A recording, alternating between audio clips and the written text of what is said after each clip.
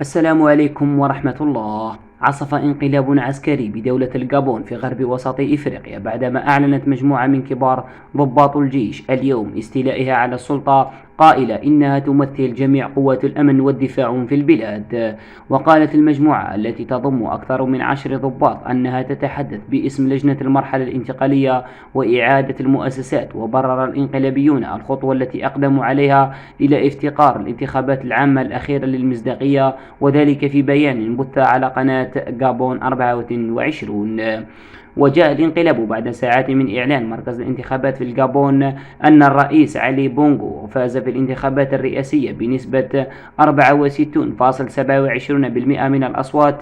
وبينما رصدت وسائل الإعلام الغربية صدى الشارع وآخر تطورات في علاقات بتحركات الرئيس المحتملة وباقي القوات الأمنية، مما اسفر على تركيز جزء من النشطاء في المنطقة المغاربية على إمكانية التدهور المحتمل للعلاقة بين الغابون والمملكة.